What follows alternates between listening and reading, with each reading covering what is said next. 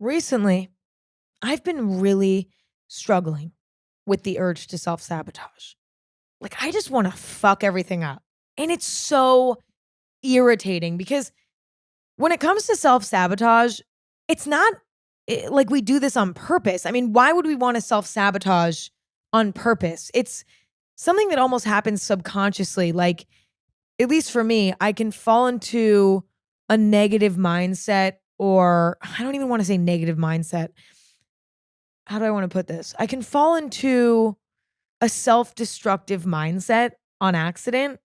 The causes for the self-destructive mindset vary, but at times I can fall into a self-destructive mindset on accident, and then it leads me to self-destructive behavior, and none of it is conscious. None of it is an active choice. It's all sort of happening subconsciously, and that's what makes it so complicated. I don't think any of us purposely self-sabotage, right? I mean, I think when all of us actively think about it, we all want to succeed. Why the fuck would we want to self-sabotage? We all want to succeed. Does anyone want to fail? No. I mean, ideally, should we be okay with failure and understand that it's, a part of ultimately succeeding one day? Of course, sure. However, do we all want to succeed as soon as possible? Of course we do. So again, it's like, that's what's so complicated about the urge to self-sabotage. It's subconscious. None of us consciously want to fuck ourselves over. It doesn't make any sense. And recently I've fallen into a bit of a self-destructive mindset. I've sort of had this craving for self-sabotage, and thus far I have been able to fight it off, right? Like, I actually don't think I've executed on any of my destructive desires, but I've been very tempted to recently. And it's sort of, I don't know, just got me thinking about it. And I think I'm at a place now where I'm better at managing my urges to self sabotage now than I've ever been in my entire life. Like, I think I've worked really hard throughout my life to get better at managing the temptation to self sabotage. And today, I wanted to share how I personally manage these little phases of my life where I'm feeling cravings to self sabotage. So let's begin. The first thing that I try to do when I notice that I'm in a self sabotage state of mind is try to figure out why. Like, what's going on? Trying to find the root of the problem. And to be honest, that's arguably 80% of the battle, figuring out why. And I've noticed with me specifically, there are a handful of reasons why I tend to self sabotage. And these are only the ones that I've discovered thus far. Like, who knows? There might be more reasons that I'm not even fully aware of yet, but these are the ones that I'm aware of right now. First and most obviously, self-hatred and self-disrespect. When I don't love myself, I subconsciously get in my own way. And there are billions of reasons why I might be in a phase where I don't love myself. I don't respect myself. I don't believe in myself. It could stem from a recent failure that really hit my self-esteem or my ego. It could be being rejected by someone. It could be a work rejection or a social rejection. Could be online comparison. In fact, it's usually this. If I'm in a phase where I'm really sucked into the internet and I'm going down rabbit holes, stalking people on Instagram that I think have better lives than me, who, look better than me and do more fun things than me, blah, blah, blah, that will cause self-hatred, self-disrespect. There's a number of reasons why I might fall into a place where I don't feel so good about myself. And when I do get into one of those headspaces, I've noticed that my brain, how do I explain this? Wants to make my life match the way I see myself, right? My brain, and I think all of our brains, like solving problems. Our brains like puzzles. Our brains like math. They like when things make sense, fit together. we want things to make logical sense for the most part because I don't know, it makes us feel grounded. It makes us feel connected to reality. Like we like when things make sense. When things don't make sense, it freaks us out, right? I think when I'm in a phase where I hate myself, I subconsciously don't allow good things to happen to myself because that's what makes sense in my brain, right? Like, because I don't like myself, if something good happens to me, that makes my brain uncomfortable because subconsciously it doesn't add up. It doesn't feel fair. It doesn't feel balanced.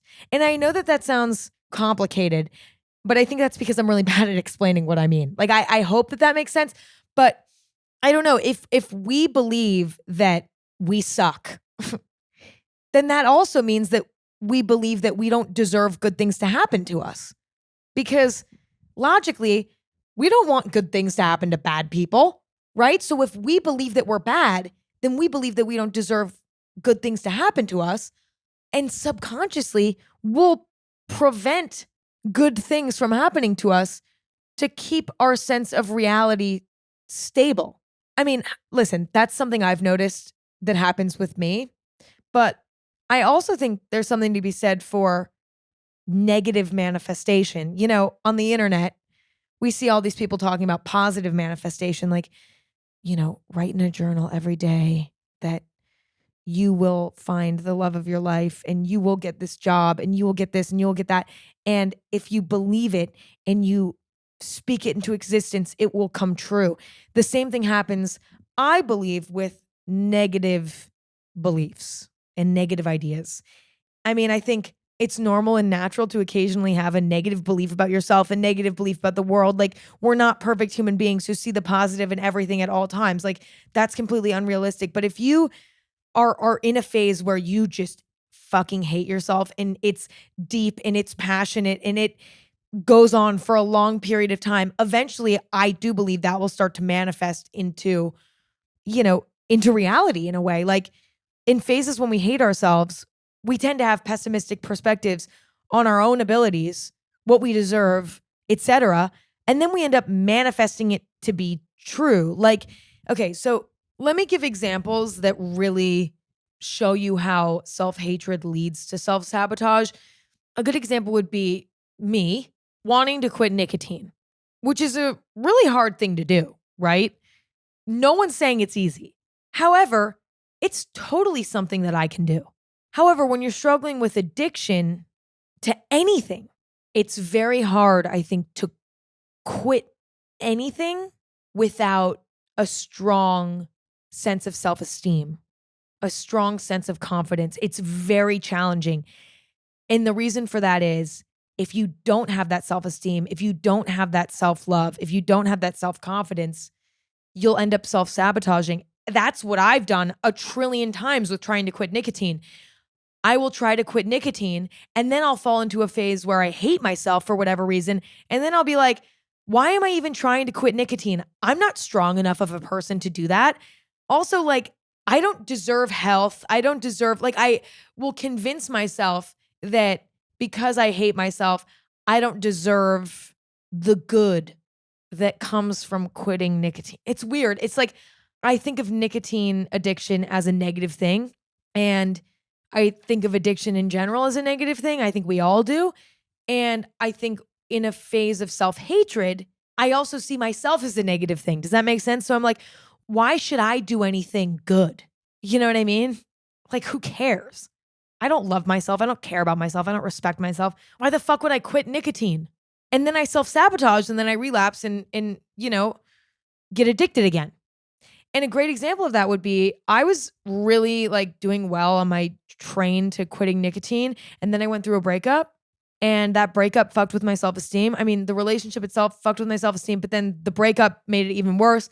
And then I went from, vaping to using nicotine pouches and trying to ultimately get off of it completely. But going from the vape to the nicotine pouches, to me, that felt like an improvement. But then when I went through the breakup and my self-esteem was a complete mess, I was like, wait, why am I even trying to better myself and ultimately quit the vape, which is my goal. And I fully started vaping again, for a while. I don't vape anymore, but it caused me to self-sabotage and relapse because I had low self-esteem at the time. Another example would be, staying in unhealthy relationships because I don't respect myself enough to leave. That's happened to me so many times where I've sort of stayed in unhealthy relationships, again, platonic or romantic, because my self esteem was too low to leave. I was like, well, I know that they're bad for me, right? Like, I'm fully aware that they're bad for me. And I'm fully aware that staying with them in any capacity is only making my life and my potential for having good people in my life worse. However, I don't think I deserve better because I don't think I'm that great either. So then I stay in shitty relationships, and that's absolutely self sabotage. Last example of that would be, and this is so complicated, right? Like, but when I'm in a phase where I really fucking hate myself for whatever reason, I'll end up treating my loved ones with disrespect at times because subconsciously I'm like trying to like fuck up my relationships with my loved ones because I feel like for some reason I don't deserve healthy relationships or love from others. And again, it's not like any of this is a direct choice. It's all subconscious. Like I'll catch myself just being mean to my loved ones. And, I think it's because deep down I'm like, Emma, you don't deserve healthy relationships. You don't deserve love. You should push it away. You should fuck it all up. And also, I think too, part of it is, being so unhappy with myself, feeling so bad about myself, and that being so painful that then, I lash out at others who don't deserve it, maybe because, I'm experiencing pain. And so I want other people to experience pain with me. And that's a very human thing to do. But that's, we'll actually, we'll actually move on to that one now. Weirdly, I feel like sometimes I self sabotage to distract like one pain from another. Does that make sense? Like fighting one pain with a different kind of pain. It's like, imagine this. Imagine you're getting a surgery on your toenail. Okay, let's say you have an ingrown toenail. If any of you who have had an ingrown toenail knows how painful it is, it's so fucking painful. I've had quite a few in my day, maybe 5. Anyway, so imagine you're at the doctor's office and you're getting your ingrown toenail fixed. It actually might be helpful during that treatment to distract your pain from getting the toenail fixed with another pain, such as biting your tongue, pinching your leg, having someone squeeze you. Like there's all these different ways that you can cause another pain that can distract from your larger pain, which in theory kind of helps. But I think at times I do that with self sabotage. Like what I just said, when I'm feeling down about myself, I hate myself, my self esteem is low, I'll start a fight with a loved one because the pain from that will distract me from my low self esteem, or I'll punish myself in various ways when I hate myself. Like I'll overwork myself, or I don't know. You know what I'm saying? We can fight fire with fire at times. And instead of realizing that something's wrong in our lives and then being like, all right, let's make a plan to fix it. Instead, we just want to self sabotage and just make it worse. You know what I mean? By creating a new source of pain to distract us from the original source of pain that we don't know how to solve.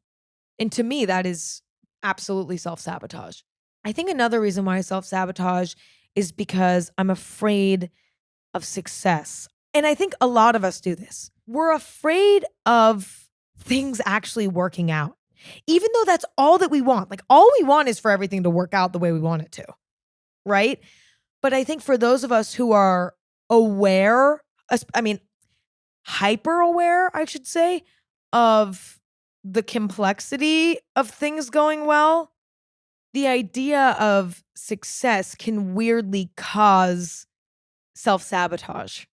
And it's not even just succeeding itself. I think we can even fear the journey to success because it is so out of our control. Like, we are in control of certain elements of our journey to success. We are in control of, what we do to get closer to our goals in life, but we're not in control of everything. Like, when it comes to success, there's a lot of it that's out of our hands. And I think that can cause negative emotions and can cause weird urges to self sabotage, at least with me. You know, I don't remember the exact saying. It's something like the harder the rise, the harder the fall, or the bigger the rise, the harder the fall, or the larger the rise, the larger the fall. You get the idea. Basically, the more we succeed, the more there is a chance for a horrific failure or a horrific downfall. If you don't ever succeed, then you can't ever have a downfall. When you don't succeed, you have nothing to lose. And even though I think all of us would rather succeed than not, it puts you in a very uncomfortable position when you're on the journey to succeeding or you've actually succeeded. That's actually kind of a weirdly uncomfortable place. And I'm not just talking about work, money, accolades. I'm also talking about friendship, successful friendships, successful romantic relationships, especially feeling fulfilled in life. Like, this applies to any type of success. Okay. So I'm not just talking about like numerical success, how much is in your bank account, where you're ranked at your job. Like, I'm talking about every single category of life and success there. Success anywhere can psych you out and make you want to self-sabotage. Weirdly, having nothing to lose is a more comfortable state to live in. For example, let's say your dream, your goal is to find love. And success to you would mean being in love and being married and having a family. Okay. You might meet an incredible person who you're like, this could honestly be my long-term partner. Like, this is a great person. You might end up psyching yourself out and being like, okay, but wait, if we do fall in love and then it doesn't work out, that is going to hurt so bad that I don't even want to try it. And you can self-sabotage and push that person away and not give it a try because you're so afraid of what that fall might feel like if it does work out. Or you could even take it a bit further, date somebody for a year and be like, oh my God, this is going so well. Everything's kind of perfect. And that perfection could freak you out so badly that you're like, ah, fuck, like you start subconsciously fucking it up. You sabotage it because you're so afraid of it failing that you subconsciously force it to fail by your own hand, just so that you can have a bit more control over the situation and know when it's going to happen and how it's going to happen, because subconsciously, like, you're the one doing it. In some ways, it's less embarrassing to choose failure through self-sabotage than to fail after putting in a lot of effort. Like, why not self-sabotage before you even have the chance to fail? It's like making a self-deprecating joke so that nobody else can make a joke about you and create a laugh. Like, you're the one creating a laugh. The only difference is that self-sabotage is far more toxic. Like, making a self-deprecating joke, it can be toxic. It can also be harmless, but it's not that deep, right? But self-sabotage can potentially fuck something up that like could have been really, really amazing for you. Like, for example, one time I broke up with a boyfriend. It was not good for me emotionally. And immediately after we broke up, my life improved in a bazillion trillion different ways. Like, there was a moment of a return to self where I was like, oh my God, I'm back. Like, my personality was being suppressed in this relationship. I didn't feel safe to be myself. And my confidence was super low because this person brought my confidence down. And people want to hang out with me again because they like who I am without this person in my life. Like, everything was improving. And then I started talking to, new guys, and like, I was like, "Oh my God, I'm clicking so much better with these new boys that I'm talking to.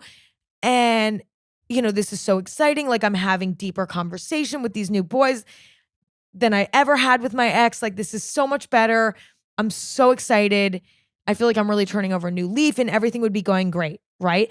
And ultimately, for me, my goal in love is to find somebody who truly loves me for who I actually am, because I've struggled a lot in my past relationships with guys not liking me for me, like wanting me to be something I'm not or whatever. It's been a very like, and whenever my personality comes out, just like fucking shutting it down and shit. But instead of being like, that's me, take it or leave it, I was always like, oh, okay, I guess I'll just suppress my who I am as a person then instead. And so my goal, has always been like, I want to find somebody who truly appreciates me for who I am, but also challenges me, tries to make me a better person, who also I can communicate with really well. Like we click really well and I can have good, interesting conversation. Like all of these things and more are what make up a good relationship for me. And I was starting to find that, right? For the first time in my life, like, whoa, wait, everything that I want actually kind of does exist out there. Like, I don't know who it is and I don't, whatever, but I'm starting to see those characteristics in new people. And then that potential for success would scare me, would start to like freak me out. And I'd want to go back to my ex and self-sabotage and just go back to that because it's more comfortable. There's something comfortable about remaining stagnant, because going back to my ex in that scenario, it's familiar. It's like, it's not great. It wasn't great. So it's like, and I lost it once before and it was fine. It's like, I'm not afraid of losing it again because I had already lost it before and I knew that I would be fine. There's something frightening about, dating new people who maybe are actually like more rare in the sense that the characteristics that they have actually like click with me so much better. And being with them actually could potentially bring me a lot of success in love in the way that I want it to. And then, I would get all psyched out and be like, what if I get more attached to these boys than I've ever been to another boy in the past? And then what if it like the pain of that breakup, it'll probably be 50 times worse than the pains that I've experienced with my exes in the past. I kind of just want to go back to the thing that's comfortable and safe and I'm not that afraid of losing and blah, blah, blah, blah, blah. So that's one example of sort of being afraid of success. Another example would be when, weirdly enough, things are actually going really well for me in my career. A lot of times when things are going really well for me in my career, instead of just being excited about the success that I'm experiencing, I tend to find myself focusing on the pressure that's now on me to continue the success. And I become fixated on what the fall is going to look like. Like, okay, yeah, things are working out right now, especially having a job on the internet. Like the internet goes through cycles with who they love, who they hate, who they care about, who they don't care about. And so when I'm in a phase where, people like me and people care about what I'm doing and are excited about what I'm doing or whatever, I have a hard time being excited. And I'm more just thinking about how painful it's going to be when, as the internet does, things turn around and everyone is annoyed with me and doesn't care what I'm doing. It goes through phases. That's how the internet works. And that's, my personal example, but it's different for every job and every occupation. Like there's an equivalent in almost every job, the highs and the lows, right? Or even just the potential for highs and the potential for lows. Yeah, I'm somebody who doesn't enjoy a moment of success. I actually am more stressed out, more uncomfortable, more scared because all it makes me think about is what it's going to feel like if or when it all crumbles. And that can tempt me to self-sabotage and throw everything all away. Things are going really well. Why would I want to throw it all away? Because I'm afraid of it doing really well and it rising and succeeding and then all fucking coming crashing down. It's less scary if nothing big and good happens, because then nothing horribly bad can happen. Do you see what I'm saying? I think it really comes down to control.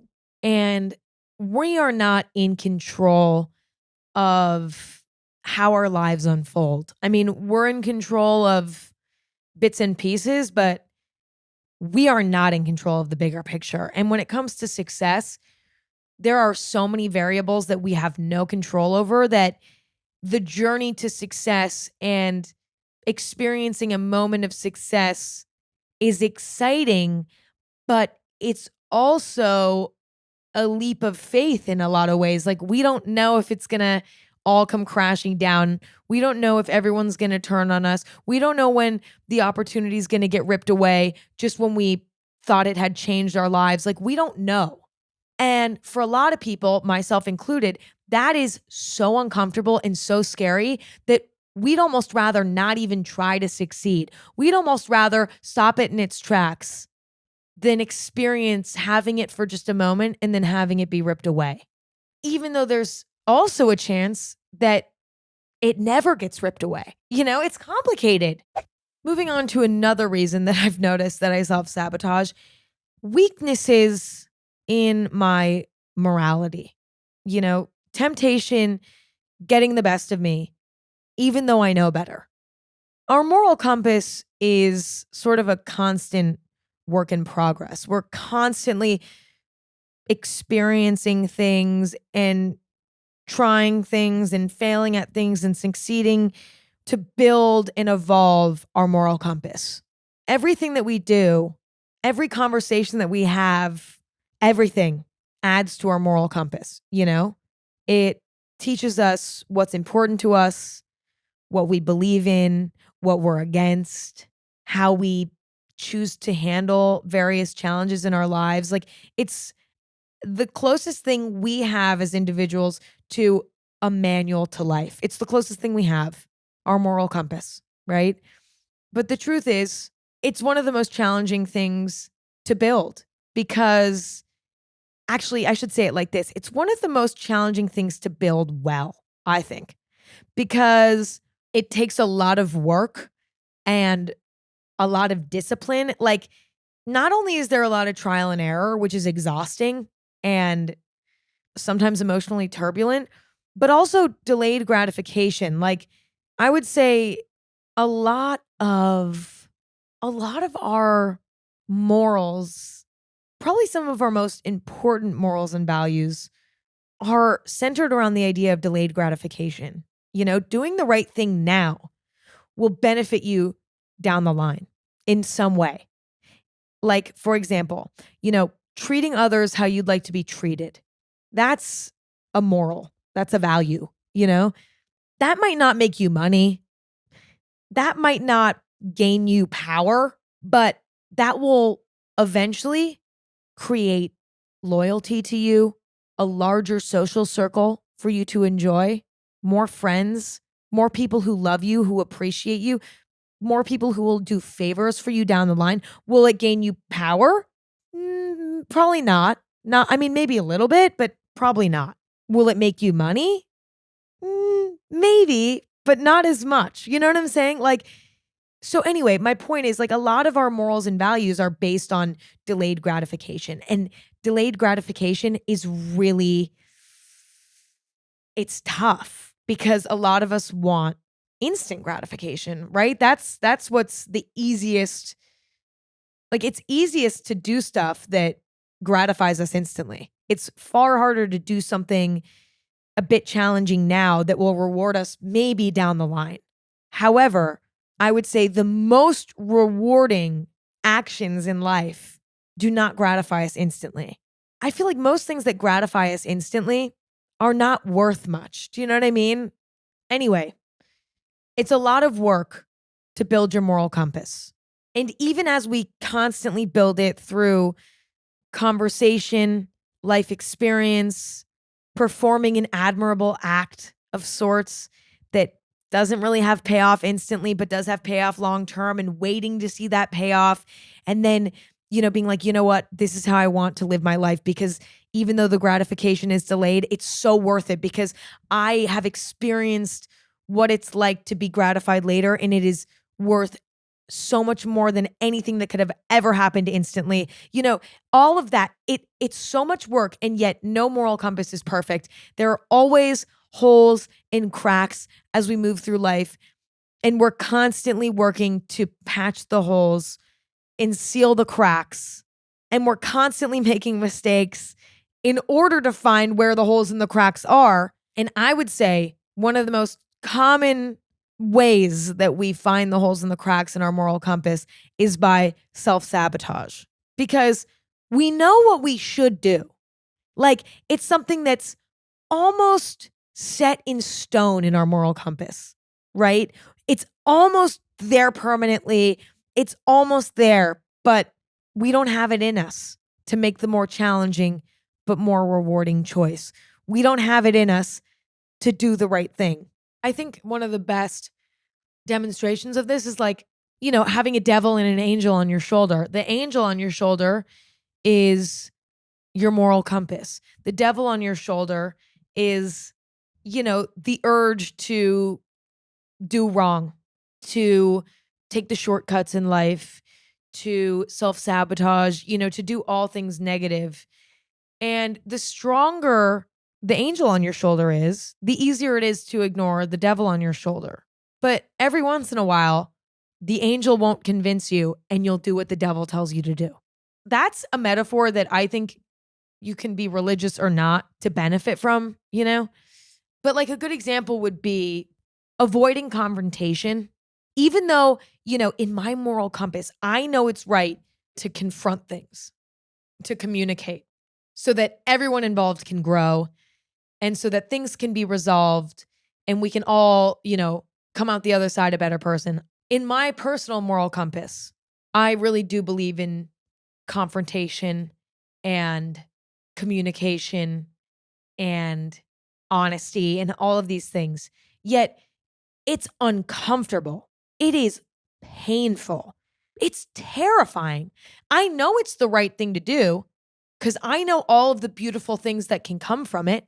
And I know that I will not regret doing it, even if it doesn't end up going the way I want it to. But it's a scary thing to do. It's an uncomfortable thing to do. And so at times I'll self-sabotage and not bring things up. I'll be like, I really want to bring this up, but you know what? Like, I'm just not going to do it. And to me, that's a form of self-sabotage, allowing myself to not listen to the angel on my shoulder that's saying, you need to confront this or else there will be a price to pay later. You will either lose this person as a friend, you'll grow resentment for them because you didn't confront things. And then the relationship will end up, going down in flames. Or, I'll continue to be mistreated because I was too afraid to speak up and say, hey, I don't like when you treat me like that. Or whatever, there is a price to pay for not confronting. But at times it's just too tempting to avoid it. And so I'll avoid it. And then a problem that could have been solved will now persist because I didn't want to confront the problem. Another example would be I really try not to gossip unfairly. I think that gossip is normal and healthy, right? I think we all gossip sometimes. And I think for the sake of analyzing other human beings and, learning more about who we are and who we want to be, I think gossiping, there's some value to it, right? But sometimes gossiping is just like nasty. It's like, shut up. Like, you're not learning anything from this. No one's learning anything from this. This is just like kind of nasty. And I'm definitely against that form of gossip. I really, really try not to gossip in a way that's unfair. But sometimes, usually when I'm feeling jealous or insecure, the devil on my shoulder will win. And I'll gossip in a way that makes me feel gross and nasty afterward. And again, I think that gossiping in that sort of way, allowing myself to do it, is self-sabotage in a way because I know better, right? But the temptation to do it is too strong. And so I do it anyway. And a lot of times I think that in these cases of self-sabotage where there's a sort of weakness in our morality and we do something even though we know better, I think that those mistakes are crucial for strengthening our sense of morality. So, and that's also why self-sabotage is so complicated, because we do also learn from it.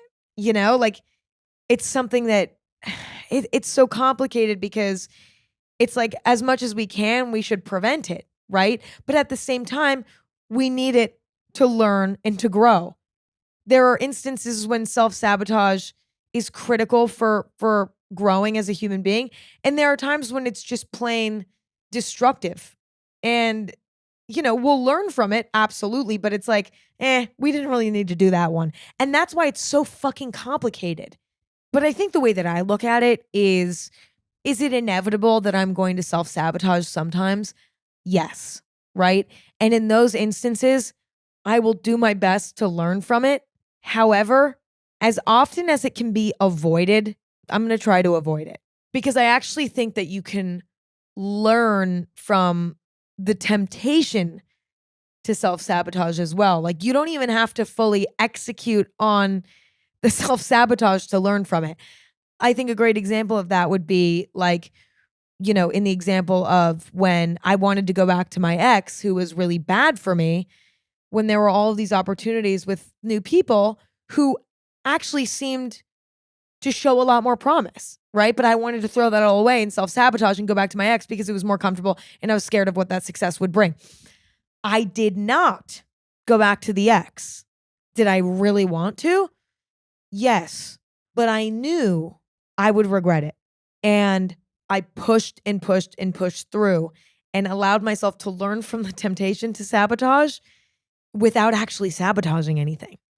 And that's possible as well. And so, anyway, with that being said, it's like 80% of the battle is trying to find the root of the desire to self-sabotage. Because once you know the root, you can kind of solve it from there. You know what I'm saying? So let's start with self-hatred. If you hate yourself, okay, that means that in order to stop your cycle of self-sabotaging, you need to fix your self-esteem. And to build more respect for yourself, you have to do some stuff that seems almost so painfully obvious that it seems pointless to even try, but the answer is painfully simple, I think self-respect comes through behaving admirably, making yourself proud, disciplining yourself, practicing being respectful to yourself, like catching yourself saying mean things to yourself and then reframing them, rephrasing them in your head, and learning to forgive yourself and allow yourself to make mistakes to make you better. Just being gentler with yourself. It's so obvious, but that's all it is. I mean, that's all I know. That's all I can do. When I notice I'm in a phase of hating myself, I'll sort of figure out, all right, maybe this week I'll call, one of my family members that I haven't talked to in a while, and I'll try to cook every day this week because that makes me feel proud, and disciplined. Maybe I'll make sure I follow an exercise routine that will make me feel accomplished. I try to be a little bit kinder to people at the grocery store. It's like all these little things. I'm like, all right, I just need to get my shit together. And it's shocking how all those little things will really make a difference in how you see yourself. And it seems too simple, but I think majority of self-sabotage is rooted in self-hatred and self-disrespect, to be honest. Like, I would say for me, that is usually the cause for a phase of self-destruction for me. And it's so tough because when you are in a phase of self-hatred and self-disrespect, you're like, why would I take care of myself? I don't care about myself. And I'd also say that this is one of the most complicated roots for self-sabotage because it's like this hamster wheel of a situation, right? You hate yourself.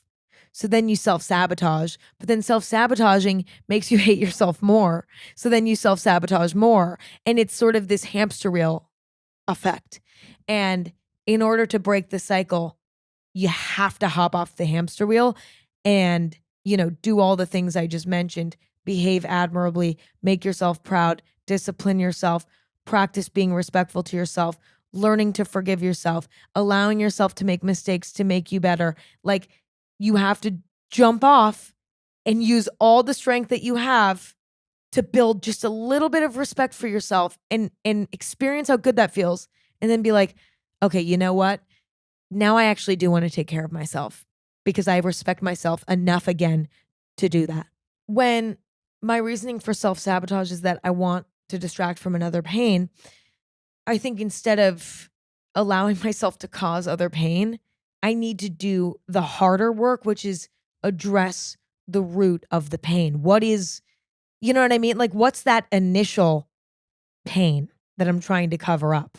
Addressing that head on, which can be really uncomfortable and at times even more painful. It's almost like when you have an open wound on your leg and you have to disinfect it so that it doesn't get infected later and cause a whole more painful, more dangerous sort of issue.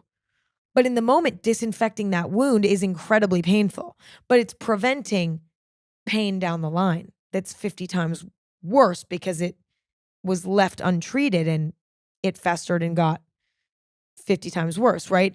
It's the same thing with other sort of pains in our lives, emotional pains in our lives. If we don't address them, they just get worse for the most part. And it can cause us to self-sabotage to distract us from what's really bothering us, you know? And I think the key to that is just like being like, all right, well, I guess I need to figure out what will alleviate this pain. If you're afraid of success and that's why you're self-sabotaging, it's about constantly reminding yourself that no success is acquired without the risk for an even harder fall, you know? Like, that is just the risk that every single human being on this planet takes to ultimately achieve something great, whether it's in love or it's in career or it's in anything, it doesn't matter. That is just the reality of success. And I think what I've done, you know, in terms of this is just I've learned to accept and even at times expect the worst to come. And through accepting it and expecting it, okay, through accepting and expecting the potential for things to go wrong, instead of, you know, being really afraid all the time and being like, oh my God, what am I going to do if everything goes wrong? I'm like, I know that there's a chance that things might go wrong. And I have a plan for if things do. I have a plan. I feel comfortable with this reality. And I've made the decision that the risk of things failing is worth the risk of things succeeding, you know? And I think being in touch with all the different ways that things can go and finding acceptance is kind of all you can do, you know? But also sometimes you might be like, you know what? It's not worth it. Like, I don't care about being successful in my job enough to take these types of risks. You know, I'd rather just be comfortable in this area of my life and take less risks. And over here in love, you know, it's more important to me to take risks in love and potentially have an incredible success because that's my number one priority. You know, spend all your energy on that. We have to also be realistic about what we're emotionally capable of. Like, we're not emotionally capable of, I don't know, like finding immense success in all areas of our life. Like, it's okay to be successful in one area and sort of more stagnant and whatever in another area. It's up to us to figure out what is worth that risk and stuff, you know? When it comes to weakness in your moral compass, you know, like, if that's why you're, you know, finding yourself self-sabotaging because your moral compass isn't strong enough, honestly, sometimes you just have to touch the stove to realize that it's hot. You know what I mean? And I think I almost feel like if the reason why you're self-sabotaging is because your moral compass is not strong enough, you know, do your best to be like, hey, you know better. Don't listen to that devil on your shoulder. But a lot of times the way that we strengthen our moral compass is by making mistakes. And because of that, I say maybe let yourself self-sabotage, pay the price, and then use that to teach you a lesson and make your moral compass stronger. I mean, obviously, in theory, It's better to be like, hey, you know better, and to take all the strength you have and not go and fuck up. You know what I mean? But I always have to touch the stove to know that it's hot. And if the reason why you're self-sabotaging is because you just want instant gratification and you just like, you can't, even if you know that instant gratification leads to long-term suffering, sometimes instant gratification is so tempting that you just do it anyway. And often that is sort of a form of self-sabotage because it feels really good now, even though you know it's going to be a catastrophe for you later. Like for me, I know drinking causes me anxiety, but in the moment, I can be too tempted by the fun and the escapism. So I just fucking drink anyway. Or like texting my ex because it feels good in the moment and it is instant gratification, even though later I'll regret it because I know I shouldn't speak to them again. And speaking to them and opening up the door again only causes more pain long term. In my life thus far, when it comes to instant gratification, I've noticed that a lot of times you just have to make that mistake over and over and over again until you ultimately learn your lesson because it fucks you up so bad. But if you want to avoid it, my advice would be to make a plan. I think making a plan is incredibly beneficial, Like next time I'm tempted to instantly gratify myself, which is ultimately self-sabotage, what am I going to do instead? So you're like, okay, well, next time I get tempted to text my ex, I'm going to go for a walk with my friend, my neighbor. Let's say your best friend is your neighbor. Wow, lucky you. Next time you want to text your ex, okay, go on a walk with your friend. Or like for me, when I would get tempted to like text an ex, I would call my parents first and be like, tell me why I shouldn't do this right now. And they would talk me out of it. And that became my plan. Or when it came to, okay, how do I stop drinking when I go out? Because I get really anxious the next day and depressed and like just does not make me happy. My quality of life suffers or whatever. I made a plan like, you know what? Actually, this has happened to me multiple times in my life and I've done a few different things.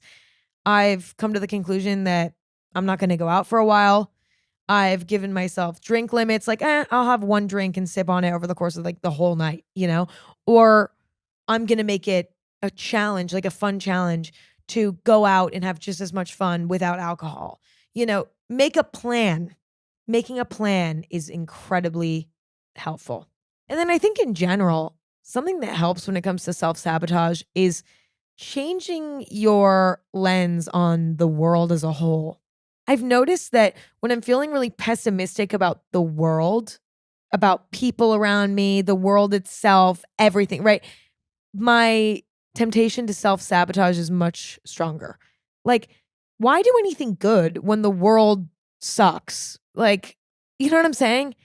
I think it's easier to find the drive to do the right thing when you see the world through a positive lens, a realistic lens still, because of course, as with all things, nothing is ever all good or all bad. I mean, there's always good and bad in everything, but it can be very easy to look at the world around us and just have a negative lens, be like, everything sucks, everyone sucks, the world is horrible, there's nothing good ever happens. What's the point of doing the right thing in this world when, this is a horrible place to be. I get it. It's being a human being on this planet is challenging and it's fucking challenging in a different way for every single person on the planet. But I do think that a lot of times to try to find the good in the world and in life itself can really help with self-sabotage because there is good in the world. There's good people. It's a miracle to be alive in general. And it sounds kind of corny, but that actually really does help me. And last but not least, something that I just think helps in general with self-sabotage and the temptation to self-sabotage is things to distract you.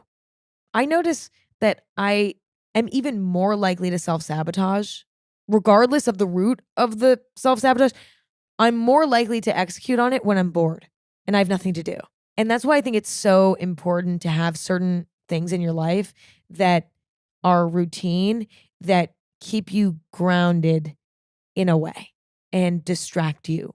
Like that might be therapy, that might be exercise, that might be cooking, that might be social events. Like, every Thursday night you go line dancing and then every Friday night you do a yoga class, or it might be meditation. Every day you meditate for 20 minutes. Like finding those little things that kind of keep you busy in a way that you can, that like are either routinely on your schedule, like you do them, every Thursday you're going to do this thing that you enjoy. And having as many of those things, I think, as possible sprinkled into your free time, the better. And they should be enjoyable to you, not like horrible. Like, for example, I do a hot yoga class every weekend with a friend, and I exercise as many days a week as I can, and as many days a week as my body wants me to. And I try to cook as much as possible. And, I talk to my parents on the phone almost every day. Like, there's certain things that I do that are a part of my routine that keep me busy so that I'm not just sitting around like ruminating, wanting to self sabotage, And don't get me wrong, like boredom is also good sometimes, but if we're bored too often, it can lead us to doing some dumb shit. Anyway, I don't know. That's all I have for today. That was like a really self sabotage in general is so complicated. So talking about it's really complicated. And I'm, like, I don't know. I'm no fucking genius. So my brain hurts. Hopefully your brain doesn't hurt. And if it doesn't hurt and you enjoyed this episode, new episodes of Anything Goes every Thursday and Sunday, stream anywhere you get podcasts. Although video episodes are exclusively on Spotify. Check Anything Goes out on social media at Anything Goes. Find me on social media at Emma Chamberlain, and find my coffee company, possibly in a store near you, Target, Whole Foods. Go find us there and more places. Store locator on www.chamberlaincoffee.com. Find us in a store near you or order online. Or find the brand on social media at Chamberlain Coffee to just, I don't know, watch some of our Instagram reels or TikTok videos or something. Anyway, thank you all for listening and hanging out. It's always a pleasure. I'm still trying to figure out why I'm personally self-sabotaging right now. That's the phase of my self-sabotage phase that I'm in. I'm still trying to figure out why I've been so tempted to do it. I'll keep you updated. All right. I love you all. Appreciate you all. And I will talk to you very soon. Okay, bye.